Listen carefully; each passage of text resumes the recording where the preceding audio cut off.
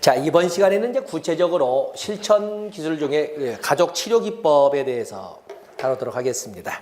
거기에는 정신분석적 가족치료도 있고 경험적 가족치료, 구조적 가족치료, 보행에 의한 다세대 가족치료 등등등 많은 가족치료가 있는데 핵심 단어 몇 개씩을 이렇게 나열해 보도록 하겠습니다. 먼저 정신분석적 가족치료가 이렇게 나와 있는데 가족치료.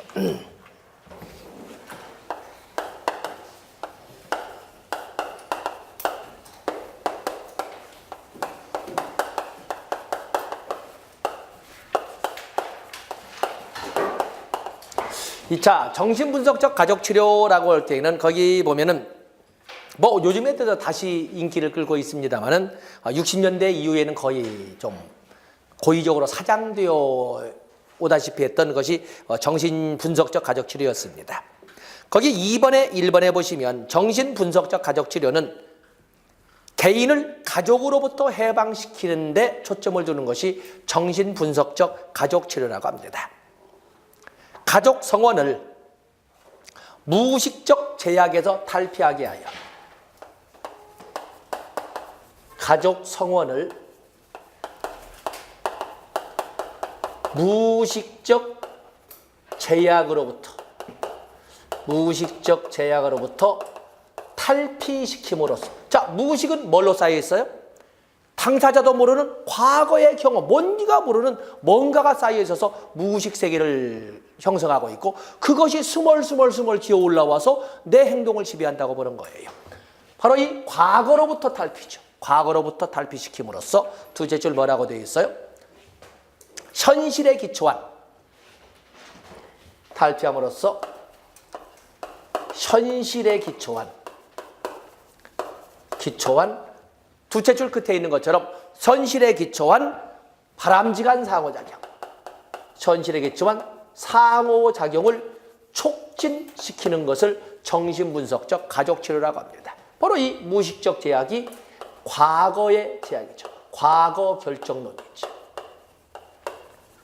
당사자도 모르는 뭔가의 과거 경험에 의해서 끌려다니는 이러한 행태에서 벗어나게 함으로써 현실에 기초한 가족 성원들 간의 상호작용을 촉진시키는 것을 정신분석적 가족치료라고 합니다. 자, 문장은 길지만 어쨌든 문제가 나올 적에 무의식적, 과거 나오면 정신분석적 이렇게 접근하시면 됩니다. 바로 이런 말을, 과거란 말이 포함될 수 있는 무의식이란 단어, 이걸 그래도 정신분석적 가족치료에는 대상관계 이론이 반영되고 있습니다. 아까 대상관계 이론도 한번 앞에 나왔었죠. 과거에 어떤 사람과 맺었던 인간관계는 나중에, 맞으면 그 당시로 본다면 미래겠지만 현실에서 인간관계를 맺는 데에서 영향력을 행사할 수밖에 없다라고 믿는 것을 대상관계 이론이라고 합니다. 거기 보면 페어바인에 대한 대상관계 이론. 셋째 줄에 인간은 과거의 초기 경험에 의해서 형성된 개인의 이미지를 토대로 현재의 인간관계를 맺어간다. 현재 의자가 빠져있네. 현재의 인간관계를 맺어간다고 파악하는 것을 대상관계 이론이라고 합니다. 그리고 많은 분들이 곧잘 착각하는 것이 이 정신분석적 접근은 전문가 중심의 기법이다 보니까 지시적, 근데 그지 않고 비지시적 기법을 사용한다. 지시적이 아닙니다. 비지시적 기법을 사용을 한다. 그리고 4대 기법, 정신분석적 가족치료에서는 4대 기법을 사용을 하는데 거기 2번의 두째 줄, 경청, 감정이입, 해석, 분석적 중립성. 자, 거기 함정이 있군요. 4대 기법, 그러면은 경청. 그렇죠? 경청. 경청이라는 것은 들어줄, 그렇게야말로 그 듣는 과정에서 투사법 등을 이용해서 과거에 어떠한 경험이 있었을까라고 이렇게 추정해 보는 거거든요. 그래서 첫 번째 경청. 다음에 두 번째 뭐냐? 감정이입, 공감적인 감정이입. 감정이입은 역지사지의 자세죠. 상담자가 내담자의 입장에서, 사회복지사가 클라이언트 입장에서 저럴 때 나라면 어땠을까라고 하는 감정이입적 이해, 역지사지의 이런 그 경청의 자세를 감정이입이라 하고, 그리고 해석, 꿈의 해석, 전의의 해석, 저항의 해석, 그 프로이드 접근에 보면 해석이 많이 나오지 않습니까? 해석. 그리고 바로 그래서 그냥 분석이 아니라 분석적 중립성. 분석적 중립성을 4대 기법으로 이렇게 노트를 정리를 했습니다. 그러면서 4번에 보시면 치료자는 적극적으로 나서서 가족 치료에 나서지 않는다. 가족에 대한 사정에는 소극적이다. 그리고 4번 특징의 1번 환경보다는 개인 그 자체, 개인적 심리적 측면에 초점을 두니까 개인 그 자체에 초점을 둔다. 2번 내면 역동에 초점. 그냥 거기는 굳이 줄을 안 쳐도 틀리지 않는 영이니까 굳이 언급할 필요가 없습니다만, 특징에 보시면 어쨌든 개인 자체에 관심을 둔다. 2번 내면 역동에 초점을 둔다. 다음 페이지 4번에 과거가 현재에 미치는 영향에 초점을 둔다. 우리가 인행사에서 배웠던 것을 그대로 써먹을 수 있는 거기 때문에, 책이기 때문에 쓰기는 썼습니다만 굳이 뭐 시간을 투자 안 해도 되는 그 젖이 되겠습니다. 다음에 경험적 가족치료. 세티어나 휴테크로 재밌는 경험적 가족치료.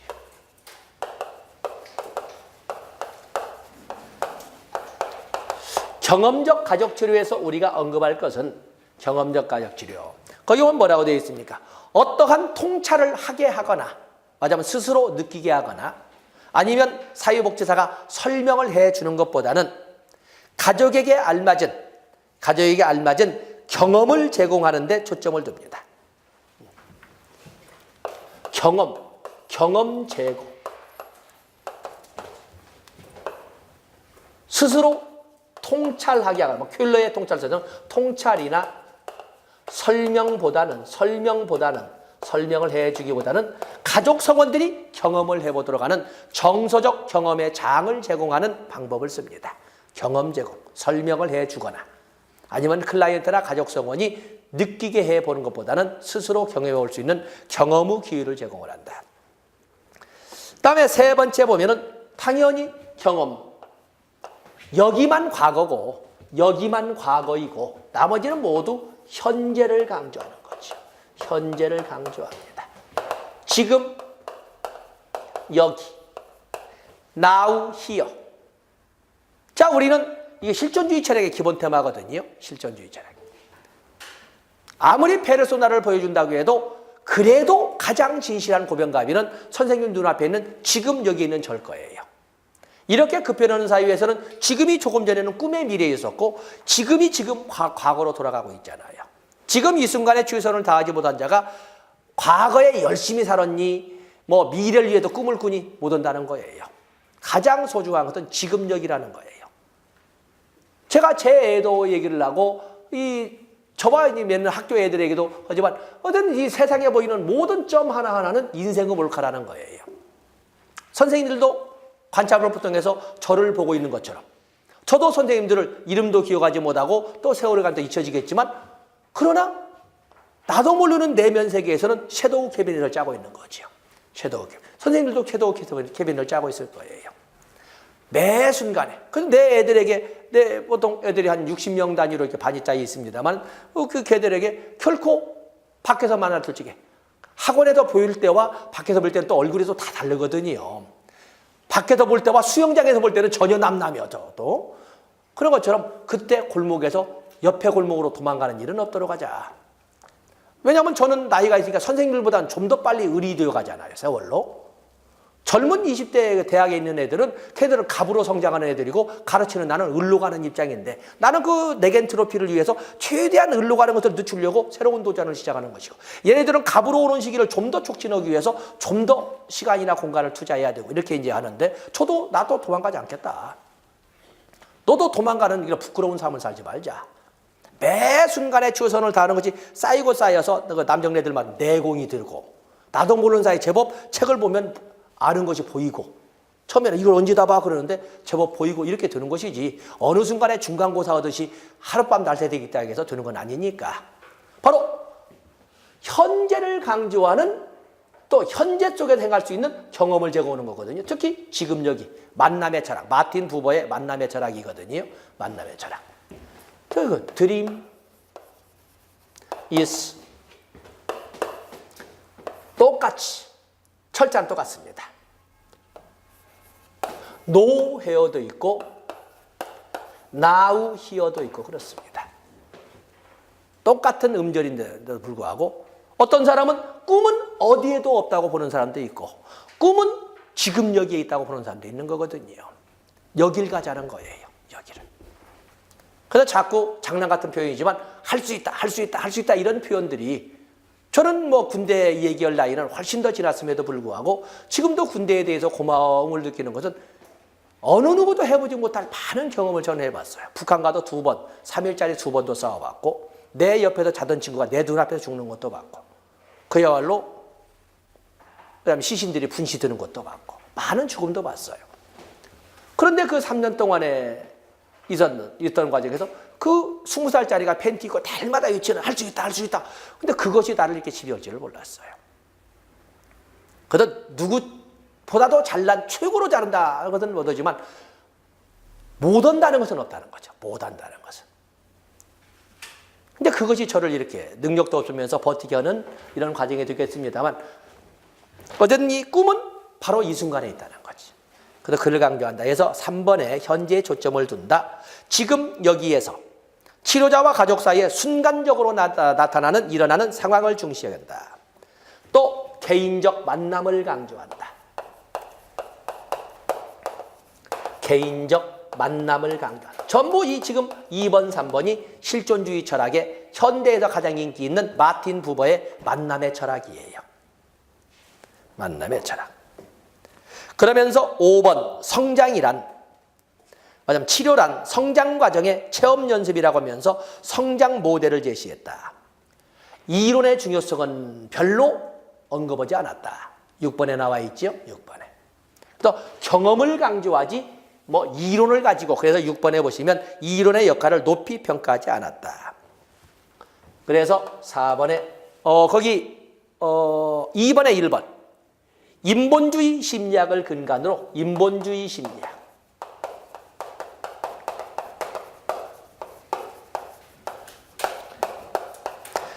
인본주의 심리학에서는 인본주의 철학에서는 실존주의 철학은 자기 자신에 대한 존재 가치를 중심으로 살아가자는 거거든요. 자기 자신에 대한 존재 가치예요. 자, 선생님들 인행사활책에 인본주의 심리학 메슬로우 로저스 나오죠. 로저스가 이상적 인간으로 봤던 것이 로저스가 이상적 인간으로 봤던 물론 인본주의 심리학은 다 자아실현이를 이상적 인간으로 보지만 메슬로우는 더욱이나 욕구 5단계 최상호가 자아실현이니까 자아실현인이겠지만 그 자아실현인을 로저스는 다른 말로 표현했죠. 더 풀리 펑셔널맨, 완전 기능인이라고 표현을 했어요.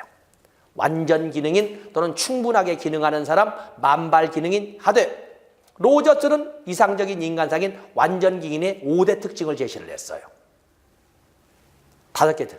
하나가 경험에 대한 개방성. 두 번째가 실존적인 삶. 세 번째가 자기 자신에 대한 신뢰. 네 번째가 자유. 다섯 번째가 창조성이었어요. 그러면서 객관식으로 나올 때 함정으로 들릴 수 있는 것이 바로 3번 자신에 대한 신뢰예요. 우리가 언뜻 보면 타인에 대한 신뢰도 참 아름다운 말이잖아요. 그런데 타인에 대한 신뢰를 조금 삐끗하게 보면 타인에 대한 의존이거든요. 내가 인생의 코어여야 되는, 중심이어야 되는데 내가 주변에서 타인을 믿는다는 이런 개념이 되기 때문에 그건 실존주의적 삶에 맞지 않아요. 자기 자신에 대한 신뢰여야 돼요. 타인에 대한 신뢰는 틀린 겁니다. 타인에 대한 신뢰. 그렇기 때문에 여기 인본주의 심리학의 근간을 두고 철학으로 말한다면 실존주의 철학적 관점을 가지고 등장한 가족치료 모형은 경험적 가족치료 모형이라고 할 수가 있습니다. 경험적 가족치료. 이 실존주의 철학에서는 여기 실존주의 철학 또는 인본주의 심리학에서는 비연속적인 삶을 비연속적 삶을 강조합니다. 우리는 인간 발달의 원리에서 연속성을 갖는다라고 하지만 이 철학이나 인본주의 심리학에서는 인간은 몸뚱이 커나가는 것을 인간이 커간다고 말 못한다. 인간이 커나가는 것은 문득문득이 커간다. 커갈 때가 따로 있다. 어떤 때? 어떤 모험, 위기, 좌절, 만남, 충고, 각성 이런 등의 경우에 아하 라고 하면서 이렇게 커가지 몸뚱이 커가는 듯이 커가는 것은 개도 그렇게 커간다는 거예요. 개도. 인간의 삶이라고 하는 것은 이런 경우를 통해서 문득 커간다는 거예요. 특히 만남을 특히 강조했어요. 만남. 노사연. 누구를 만나냐에 따라서 전혀 충고도 달라지고 깨우치는 것도 달라지잖아요. 자, 이런 모험, 위기, 좌절. 선생님들께서는 가정생활 하시고 말은 어찌 위기가 없었겠어요. 많은 좌절, 위기, 절망 이런 상황들이 있었겠죠. 그때마다 나를 반성하고 나를 되돌아보면서 또 다시는 안 그랬다고 각오를 했음에도 불구하고 또 일이 벌어지고 또 주식 투자하고 여기도 있겠죠. 어쩌다가 내가 주자를 알아가지고 이렇게 하는데 이런 경우에도 나의 각성을 통해서 또 삶을 가져오는데 바로 이 만남. 정말 실존적. 이건 참 실존이에요. 실존.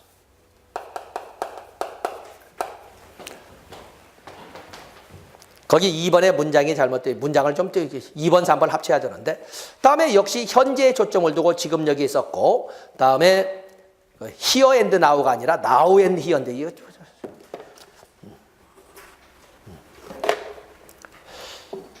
다음에 4번에서 보면은 치료에서 중요한 것은 기법이 아니라 치료에서 중요한 것은 기법. 기법을 강조하는 것은 전략적 모델입니다. 기법을 강조하는 것은 전략적 모델이고 이 경험적 모델에서는 기법이 중요한 것이 아니라 치료자의 적극적 또는 개인적 관여, 즉 만남의 조성이라는 거죠. 개인적 관여가 더 중요하다. 그래서 치료자 자신이 개방적이고 진실한 입장으로 관여를 해야 가족 성원들도 참된 개인이 될 수 있다라고 이렇게 설명을 하고 있어요. 참된 개인이. 그래서 경험적 모델은 그 정도 하시면서 넘어가 보세요.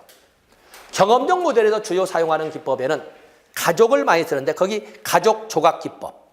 앞에서 우리가 봤었죠? 가족 사정의 도구에 가계도, 생태도, 사회도, 생활력 도표, 사회적 관계망 지도도 있지만 원가족 사정도 있고 그리고 가족 조각 기법도 있습니다.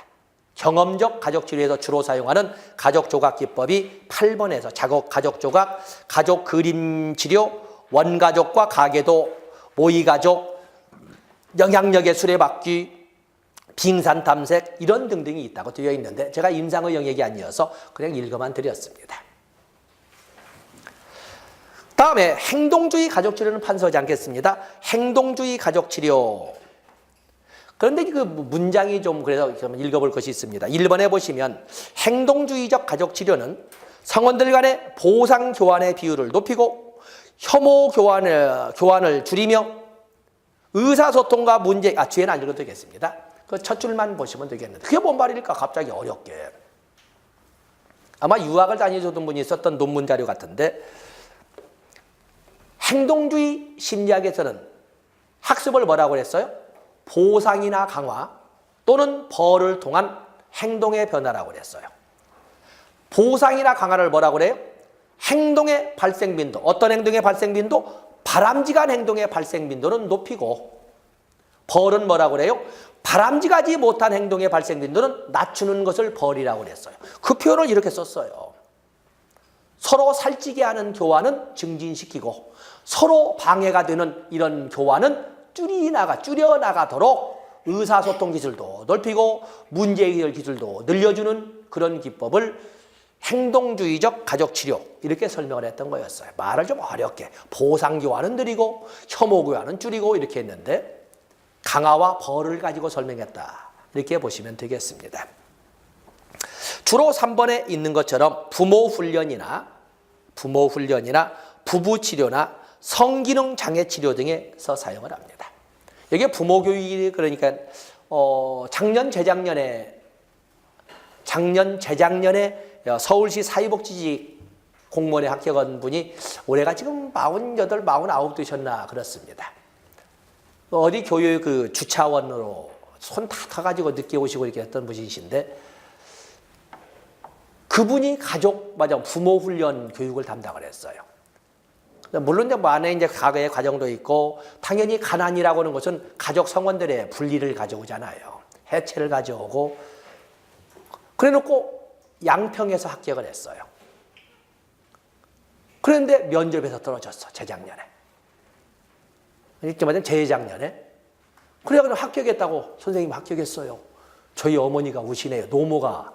얼마나 그 나이 든 자식이 딱 보면 아무리 괜찮아요 해도 얼굴에 그 찬바람에 그냥 그 녹슨 그 까칠한 얼굴 왜요? 부모는 알잖아요. 엄마는. 아빠는 몰라도 부모는 압니다.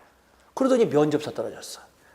참 속상해서 나이가 드시고 그냥 수업 시간도 늦어서 겨우 이렇게 막 쫓아오시던 분인데 그런데 서울에 합격하신 거예요. 지금 양천구에 근무를 하시는데 그분이 그 어머니가 돈을 벌어야 되니까 교육 주차원도 하시면서 가족 여기 나오는 부모 훈련 강사로도 이렇게 움직이면서 이렇게 했었거든요. 저는 그 선생님들도 사회복지사 1급을 하시지만은 자녀분들이나 있으면 사회복지직 적극 추천합니다. 사회복지직. 일반 공무원보다는 커트라인이 약 10점 정도가 낮고 해서 적극 추천을 하는데 물론 현직에 있는 사람들은 일반직보다는 사회는 사무관 승진을 할 수 있는 것은 일반행정과 사회복지행정과 교육행정. 근데 교육행정은 이제 교육청 쪽이니까 나머지 이 사무관 서기관 승진을 할 수 있는 것은 두 직렬에서만 승진을 하는 거거든요. 그런데 일반직들이 너무 숫자가 많다 보니까 승진 서열이 한 2, 3년 늦습니다. 그걸 가지고 스트레스를 많이 받는데 일반직과 같은 경우에는 소위 고시 합격자나 정년퇴직 후에 후발 직업이 생기는 것이지 9급부터 시작해서 후발 직업이 생길 가능성은 거의 없죠. 그런데 사회복지기관에서는 누구를 데려와야 다음 연도 예산이 좀 풍족하겠어요? 바로 예산 배정 경험이 있고 그 루트를 아는 전관예우라는 것은 꼭 존재를 하거든요. 그래서 사회복지사업법에는 뭐라고 되어 있어? 관련 기관에 3년, 말하자면 2년 이내 동안에 거기에도 공무원으로 6급 이상 공무원으로 근무한 사람은 시설이나 기관의 장이 못 두게끔 되어 있습니다. 그 말은 뭐야? 반대해서 보면 그들이 있으면 많은 편중된 예산 배정이 있을 수가 있어 이 말을 하고 있지 않습니까? 그럼 어떻게 하면 되겠어? 서로 바꿔서 돌아가면서 하면 되겠네. 그러다 보니까 사회복지 전담 공무원은 태국도 못 간다는 거죠. 정년하고 한 이틀 좀 쉬었다가 사우나나 갔다가 바로 출근해야 되는. 그래서 사회복지는 선생님들도 이렇게 1급으로서 물론 평생 정년이 없는 평생을 내가 죽는 것도 현장에도 죽는 여기까지 꿈을 꾸시겠지만 자녀분들이나 있으면은 처음에는 고생이라고 하는데 그 고생은 좀 멍청한 사람들이 고생하는 거고 미리 이제 자살하시고 이런 분들이 미안합니다만 자꾸 자기들을 사회복지사로 생각하는 거예요. 사회복지 전담 공무원은 사회복지사 자격을 가진 사람에게 응시 자격을 주는 것이지 사회복지사의 역할을 하라는 것이 아니거든요. 그 사람들은 신분이 공무원이에요. 그러면 5시 50분에 책상 정리하기 시작하고 6시면 퇴근을 해야 되는데 자기를 사회복지사로 생각을 하니까 10시까지 근무하는 거예요. 자기 신분을 망각하고 있는 거죠. 서비스를 받는 고객들은 따뜻할지 민원이든 따뜻할지 모르나. 그러나 그로 인해서 사회복지 직렬은 말단에서 시작하지 않아요. 발령 나면 일개 주민센터에 1명 내지 2명만이 발령한 보통 7, 8명이 있거든요. 보조요원들이. 그래서 처음부터 사회복지는 말단이 없습니다. 사회복지 전담공무원 가면은 딱 그 요원 장애인 복지, 아동 복지, 노인 복지, 기초수급 등등등이 쫙 보조요원들이 있거든요. 선생님도 있지만 사회복지사 1급도 소중하지만 한번 도전해 보세요. 선생님들 내가 언제 공부해? 선생님 자녀분들도 있고 그러니까 한번 점검해 보시면 예상으로 사회복지에서 가장 힘 있는 쪽은 사회복지 전담 공무원이에요. 전담 공무원. 그래서 우습게 보지 마시고 한번 자녀분들에게도 우리 애들은 공부를 못해요. 공부를 못한 것이 아니라 공부를 안 한 거예요. 그러니까 중학교 2학년부터 고등학교 2학년까지 선생님보다 PC방 아저씨가 더 친절하게 해줘서 정을 나눈 것이지 공부를 못한 것이 아니라 공부를 아는 것이지 하면 돼요. 걔네들한테는 지금 20살짜리면 앞으로 80년 가까이 남았잖아요. 새로 시작해도 되는데 뭐. 근데 자꾸 안 된다고 못 한다고 이렇게 하지 마시고 안 했다라고 생각하시면 돼요. 안 했다라고. 여기 손용근 선생도 여기 사회복지학 하고 있는데 그 친구는 사회에서 손용근 선생 같은 경우는 하키 선수였어요. 하키 선수였다가 마냥 부상으로 인해서 공부를 하게 됐는데 그런 것처럼 우리가 하키를 했다면 공부를 전혀 안 했을 거예요. 제가 방금 못한 것이 아니라 할 시간이 없는 거죠. 새로이 시작해서 20대 중후반부터 새로이 시작을 하는 거예요. 그렇게 해서 박사과정을 마치고 이렇게 투쟁적인 얼마나 그 영어가 보이겠습니까? 한자가 보이겠습니까? 그렇게 해서 지금은 장애인 센터가 아니라 그쪽은 그 기관에 있는 것 같은데 기관에 있으면서 대학 강의도 나오고 이렇게 하는 거거든요. 그래서 자꾸 이제 부정적인 우리가 클라이언트 입장으로 볼 때 내 자녀나 내 조카를 부정적으로 생각하지 마시고 때를 잠시 늦춘 사람이라고 보시면 되거든요. 어쨌든 마침 부모 훈련이 나와서 또 그 선생님이 생각이 나서 합니다만은 어떤 그분이 그렇게 고생하시면서 공무원 합격할 때 부모 훈련 강사로도 이렇게 뛰고 그랬던 기억이 납니다. 어쨌든 행동주의 가족 치료는 행동주의 학습 이론은 아까 뭐라고 그랬어요? 모든 행동은 학습의 결과이다. 잘못된 문제 행동도 잘못된 학습의 결과이다. 그렇기 때문에 제대로 된 학습을 제대로 된 환경을 통해서 제대로 된 학습을 이끌어가면 잘못된 행동도 속어두면서 제대로 된 학습은 증진될 수가 있다. 그렇게 해서 성기능 장애 치료라든지 부부 치료라든지 부모 훈련 관계도 부모 자식 간의 관계도 조정할 수가 있다. 이렇게 보고 있습니다. 자, 나머지는 좋습니다. 다음에 해결 중심 단기 가족 치료입니다. 해결 중심 단기 가족 치료. 사실은 여기 정신분석적 가족 치료를 빼놓고는 다 단기입니다. 단기. 길게 보지 않아요. 여기만 과거고 다 현재죠. 다 현재. 그래서 거기 행동주의적 가족 치료는 해결 중심 단기 가족 치료.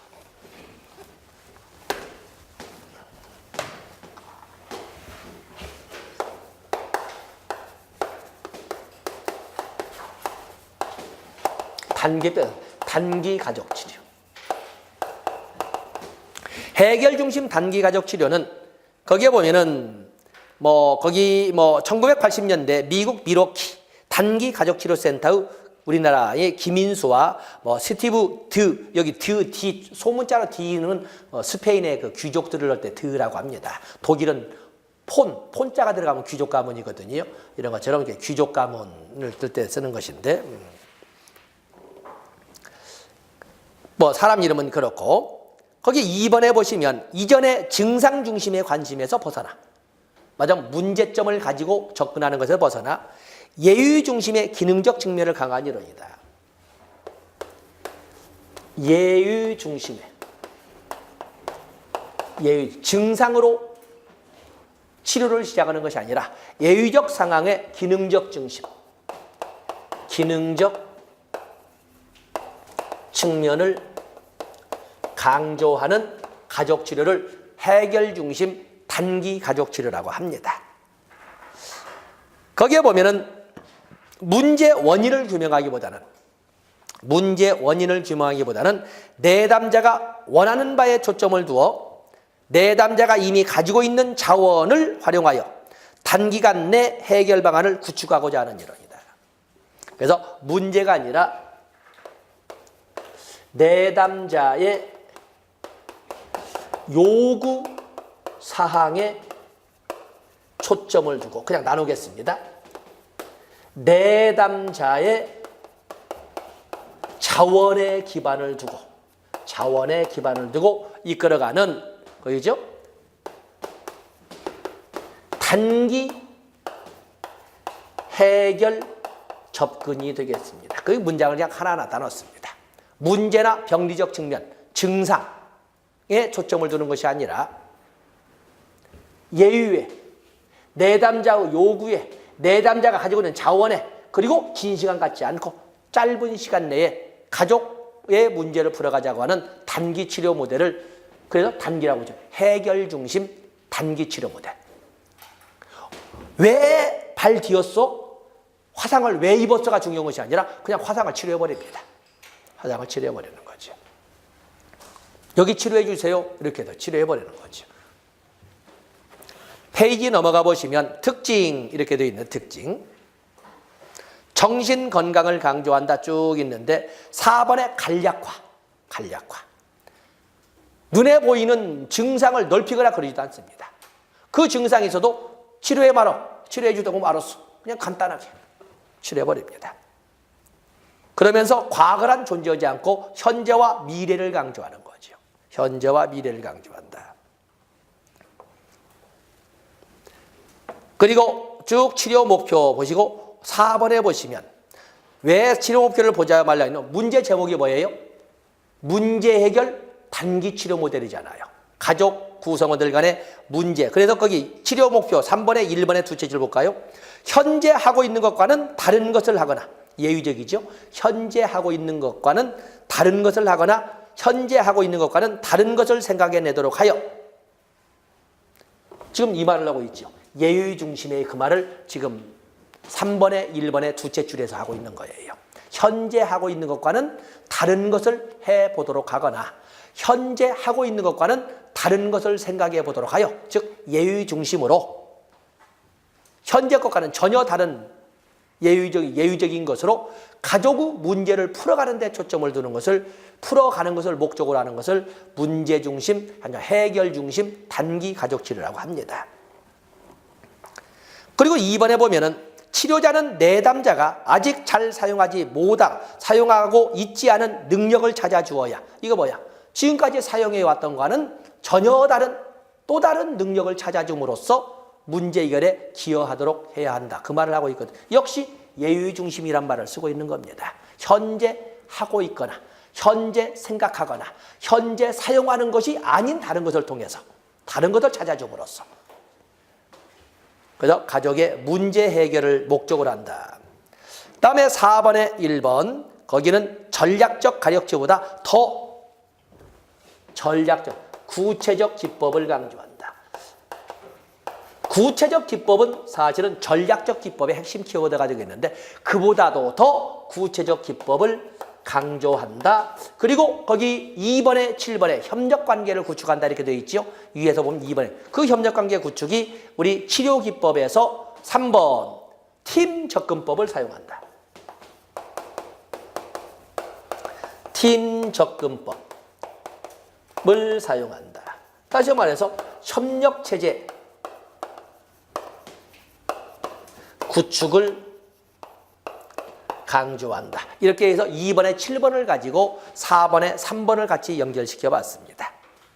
그러면서 여기 해결 중심 단기 치료는 색깔을 바꿀 정도까지 질문, 물론 질문 기법을 사용을 합니다. 질문이란 단어가 나오면 고민할 것도 없이 할 정도로 해결 중심 단기 가족 치료로 그냥 답이 가면 됩니다.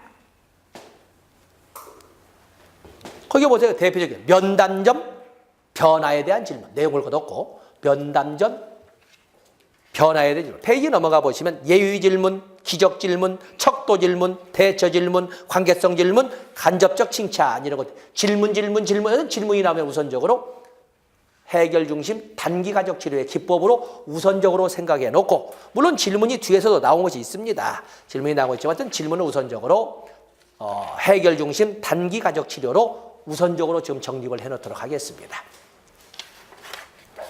그리고 이제 나중에 문제 풀이려다 보면 이제 이에 대한 문제가 나올 때 다시 한번 전체를 떠올려 보면서 교재 보면서 이제 그 내용을 문제와 접목을 시키도록 하겠습니다.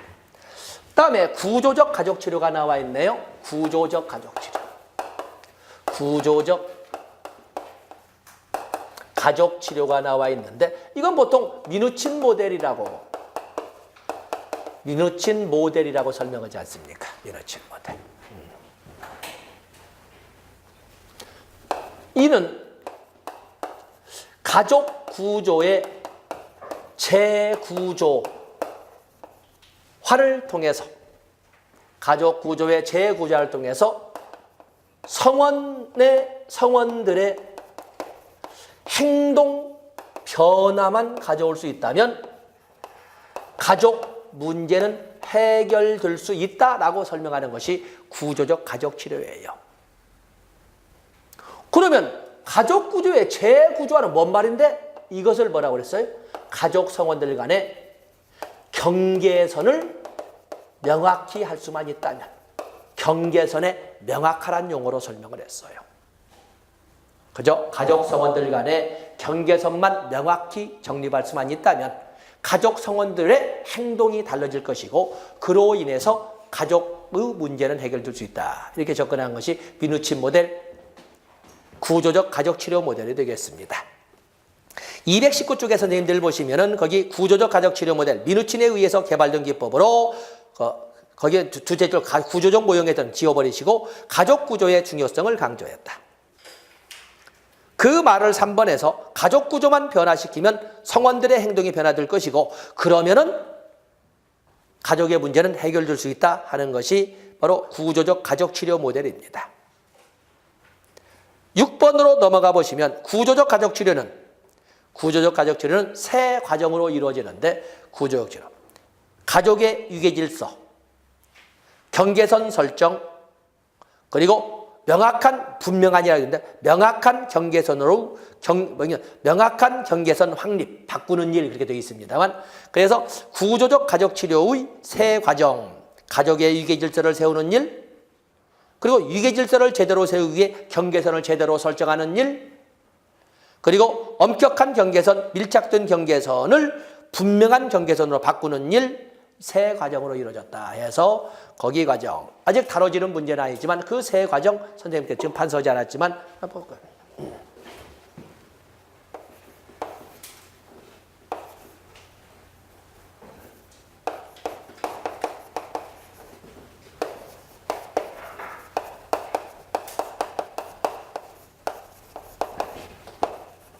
유계질서를 정립하고 유계질서 정립을 위해서 경계선을 설정하고 그리고 역기능적 가족을 만들어 왔던 잘못된 경계선, 지나치게 밀착된, 지나치게 분리된 엄격한 이런 경계선을 명확한 경계선으로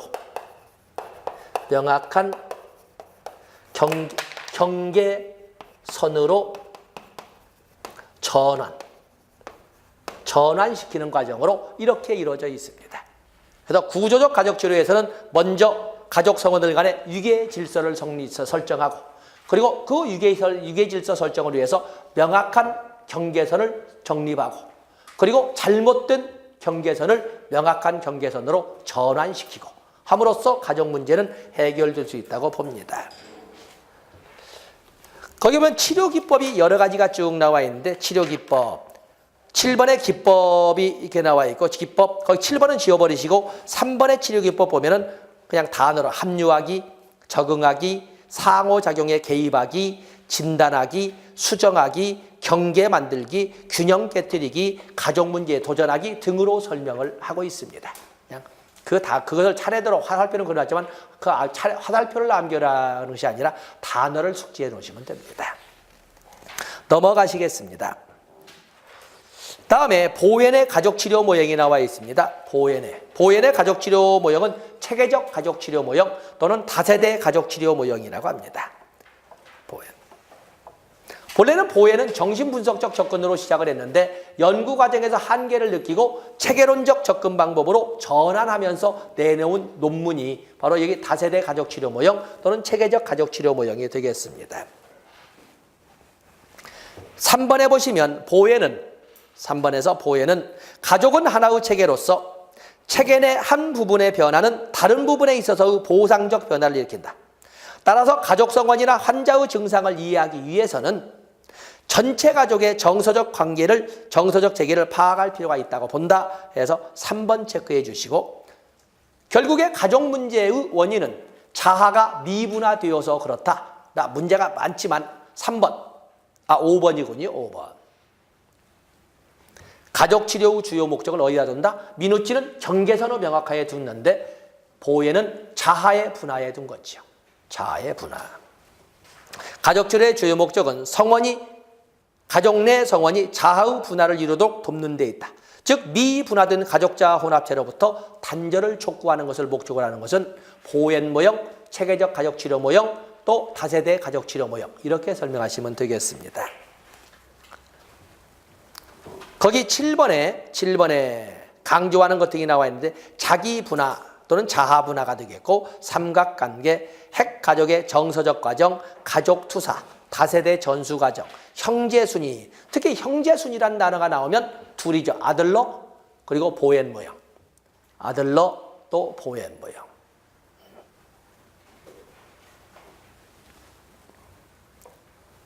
제 둘째를 봤더니 호가호유를 한 입장이 있거든요. 지형이 뭐냐면 좀 이렇게 캡틴급에 있으니까 지형이나 지형 친구 덕분에 휩쓸고 다니잖아요.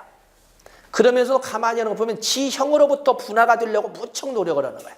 지형이 매운 닭을 시키면 나는 바닥시켜. 절대 맞으면 뭔가를 이렇게 분화가 되려고 이렇게 해. 그리고 형이 뭐 한다 그러면 자기는 그거 말고 다른 거. 그리고 형이 뭘 잘한다 그러면 그거 되니. 그래 이번에 뭐 아르바이트에서 본 거지. 아빠 내가 형한테 그 패딩을 하나 사주기로 했거든. 그 대신 엄마한테 준다고 15만 원 못 줘. 뭐 그래갖고 지 인심은 지가 쓰고 만약 뭐 봐달라는 것인지 통보하는 것인지 어쨌든 지 형과는 뭔가 자화를 분화시키려고 자꾸 이렇게 투쟁을 하는 것이 이렇게 보입니다. 그리고 저럼 거기에 보시면은 형제순이란 단어, 형제순이.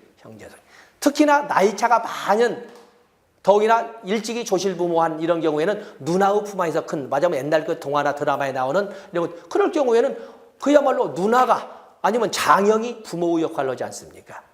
그래서 그들의 자아에서 분화가 되지 못하고 당신이 말씀하시면 우리는 아무 말도 못해 이런 것처럼 이렇게 다니거든요. 어떤 형제순이란 단어가 나오면 아들러 그리고 보행 모형 이렇게 이제 우리가 찾아가도록 하겠습니다. 그래서 이 자기 분화 앞에 나온 자기 분화와 같은 것을 정서적 단절 이런 단어로 또 표현하고 있다는 것을 같이 보시면 되는데 밑에 그 단어 해석을 해놨는데 읽어보자고는 하지 않겠습니다. 넘어가시죠. 다음에 기타에서 전략적 모형, 의사소통 모형, 이야기 치료 모델이 있는데 거기 전략적 모형은 전략적 모형은 3번 이론보다는 문제 해결에 초점을 둡니다. 이론보다는 문제 해결에 초점을 둔다. 그냥 문제 해결 전략이니까 그래서 이 전략적 기법에 대한 접근이라고 하는 것은 특히 이 전략적 모형도 있고 앞에서 본 것처럼 문제 해결 단기 치료 모형에서도 그 말을 썼었죠. 기법 해결 전략이라고 하면 기법을 그 어떤 치료 기법보다도 강조했던 것이 전략적 모형이고 그보다 더 강조했던 것이 해결 중심 단기 가족 치료 모형이었다. 4번에 문제에 대한 이해보다는 해결 방법에 초점을 두었고 하나의 기법만 쓰는 것이 아니라 다양한 개인 기법 그것도 써먹을 수 있는 실용적 기법을 강조를 했다. 그러면서 기법 7번에 기법 나와 있지요. 이 전략적 모형에 쓰는 것은 역설적 지지 또 그러면 순환적 질문이 여기 나와 있군요. 질문 그러면 해결 중심 단기 가족 치료 이렇게 해야 되는데 여기 순환적 질문이라고 하는 예의적인 것은 전략적 모델의 기법이다라고 하나의 이제 분리를 시켜 놓으시고요. 재구성 기법, 가장 기법, 실현 기법 등이 있다. 어떤 특히 역설적 지지 나오면 전략적 가족 치료 모형의 기법이다. 다음에 의사소통 모형. 의사소통 모형은 의사소통 기술을 기르자는 것이 아니고 2번 의사소통 모형은 가족 성원들 간의 의사소통 아까 기능적, 역기능적이 있었지 않습니까? 가족 성원들 간의 의사소통 중에 2번 역기능적 의사소통 교정을 통해서 문제를 해결하자 하는 기법이 의사소통 가족치료 모형이 되겠어요. 가족 성원들 간의 역기능적 의사소통을 교정함으로써 문제를 풀자라는 것이다. 다음에 오른쪽에 보시면은 거기 기법이 나와 있지요. 기법. 역설적 지지는 전략적 모형에 쓰는데 여기에서는 역설적 명명이나 재명명, 또 보상, 증상 처방 이런 기법들을 쓴다고 되어 있습니다. 그 정도만 보시고. 다음에 1990년대에 우리나라에 들어왔다고 하는 이야기 치료 모델이 있습니다. 이야기 치료 모델. 거기에 보면 그냥 읽어만 보겠습니다만 2번에 이야기 치료 또는 이야기 치료 가족 치료 모델의 목표는 문제 해결보다는 전략적 모델이나 문제 해결 단기 치료 모형은 목표 자체가 문제 해결이잖아요. 그런데 여기 이야기체 모델에서는 이야기 치료 모델에서는 문제 해결보다는 내담자들이 자신 중심의 목소리에 지나치게 의존하고 있다는 걸 깨닫게 하여 선택의 폭을 풍부하게 가지도록 돕는 것이다. 뭔 말인지. 자, 3번 해볼까요? 이야기 치료자는 억압에 의해 지배당하는 개인과 가족에게, 억압에 의해 지배당하는 개인과 가족에게. 왜냐하면 가족 규칙, 가족 규범, 가족 신화 등에 의해서 우리는 어떤 가문인데 이것도 가족 신화고 사실은 눌려져 있는 거지요. 이러한 개인이나 가족에게 네가 선생님 자식인데 네가 종소, 제가 고등학교 3학년 때 무릎을 뽑혔던 것이 종손후주의를 가지고 있어서 언제나 집에는 어른들이 오시잖아요. 그러면 언제나 무릎을 꿇고 있어야 되는 거예요.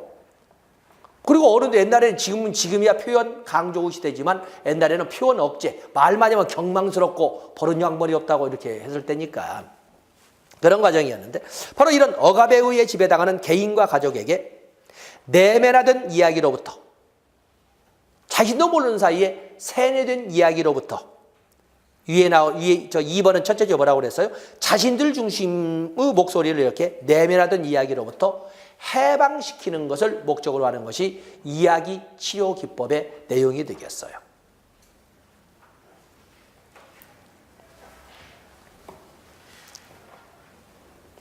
이 이야기 치료는 포스트 모더니즘의 세계관을 배경으로 한다.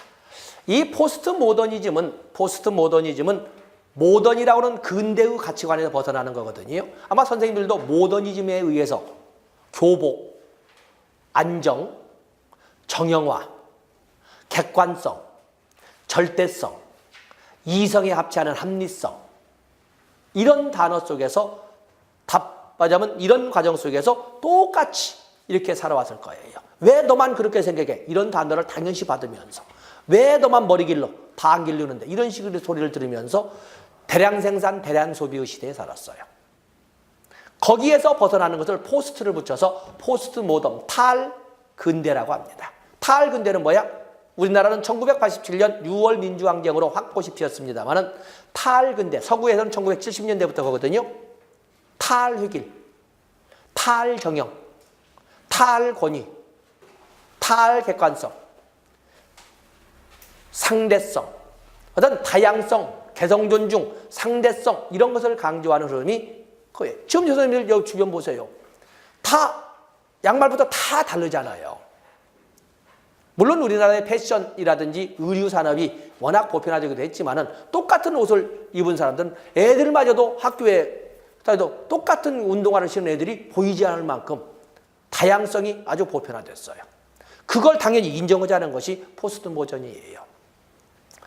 억압의 지배를 받고 있던 개인이나 가족에게 자기중심의 목소리라고 할 수 있는 내면화된, 세뇌된 이야기로부터 벗어나게 함으로써 가족의 문제는 해결시킬 수 있다 하는 것이 이야기 치료 모델이 되겠습니다. 이야기 치료. 근데 이야기는 뭐야? 그 이야기를 치료함으로써죠. 세뇌된 이야기를 치료함으로써 가족 문제는 해결될 수 있다 하는 접근이 되겠어요. 5번에 보시면 이야기 치료 기법의 가장 큰 특징은 질문 형식에 있지만 아직은 이론으로 정형화시킬 수는 없다. 그래서 질문, 해결 중심, 단기 가족 치료, 당연 질문. 그에 비해서 거기에 보면은 전략적 모델에서는 순환적 질문. 이야기 치료 모델에서는 질문의 형식은 쓰지만 정형화된 이론은 나와 있지 않다. 그 정도 보시면 되겠습니다. 어떤 질문이 나오면 답은 뭘로 간다? 해결 중심 단기 가족 치료로 가시면 되겠습니다.